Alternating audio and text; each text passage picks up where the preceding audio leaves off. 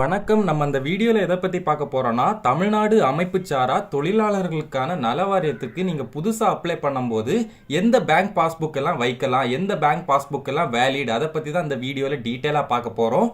அது மட்டும் இல்லை, நீங்கள் ஸ்காலர்ஷிப்புக்கு அப்ளை பண்ணும்போது உங்களோட பேங்க் பாஸ்புக்கை வந்து சேஞ்ச் பண்ணலாமா, அதை பற்றி அந்த வீடியோவில் டீட்டெயிலாக பார்க்க போகிறோம்.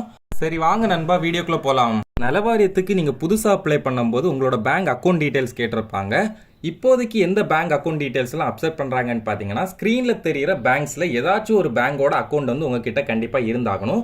அந்த பேங்க் அக்கௌண்ட் டீட்டெயில்ஸை யூஸ் பண்ணி தான் உங்களால் இந்த நலவாரியத்துக்கு அப்ளை பண்ண முடியும். இதை தவிர்த்து வேறு எந்த பேங்கோட அக்கௌண்ட் டீட்டெயில்ஸ் நீங்கள் கொடுத்தாலும் கண்டிப்பாக உங்களோட ஃபார்ம் வந்து அப்ரூவ் ஆகாது. ஸோ நீங்கள் நலவாரியத்துக்கு உங்களோட பேங்க் அக்கௌண்ட் கொடுக்கணும்னா கண்டிப்பாக அந்த ஸ்க்ரீனில் தெரிகிற ஏதாச்சும் ஒரு பேங்க்கில் உங்களுக்கு வந்து அக்கௌண்ட் இருந்தாகணும். அதை மட்டும்தான் இப்போதைக்கு கொடுக்க முடியும். அடுத்து நீங்கள் ஸ்காலர்ஷிப்புக்கு அப்ளை பண்ணும்போது நீங்கள் ஏற்கனவே கொடுத்து வச்சிருந்த பேங்க் அக்கௌண்ட்டில் ஏதாச்சும் ப்ராப்ளம் இருக்குது, அந்த அக்கௌண்ட்டுக்கு அமௌண்ட் கிரெடிட் ஆகாது, என்னால் வேறு பேங்க் அக்கௌண்ட் சேஞ்ச் பண்ண முடியுமா அப்படின்னு உங்களுக்கு ஒரு டவுட் இருக்கும்.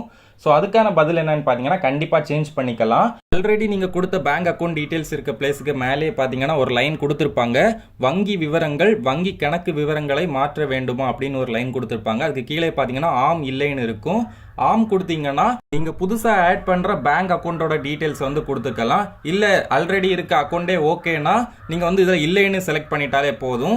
ஆனால் ஒரு முக்கியமான விஷயம், நீங்கள் புதுசாக கொடுக்க போகிற பேங்க் டீட்டெயில்ஸ் நான் இதுக்கு முன்னாடி சொன்ன லிஸ்ட்டில் இருக்க ஏதாச்சும் ஒரு பேங்கோட டீட்டெயில்ஸாக இருந்தால் மட்டும்தான் உங்களுக்கான அமௌண்ட் வந்து கரெக்டாக கிரெடிட் ஆகும். அப்படி நீங்கள் வந்து வேறு டீட்டெயில்ஸ் கொடுத்தீங்கன்னா கண்டிப்பாக உங்களுக்கு வந்து அமௌண்ட் கிரெடிட் ஆகாது. ஸோ நீங்கள் பேங்க் அக்கௌண்ட் டீட்டெயில்ஸை சேஞ்ச் பண்ணுறதா இருந்தால் மட்டும் இந்த ஒரு விஷயத்தை கவனிச்சுக்கோங்க.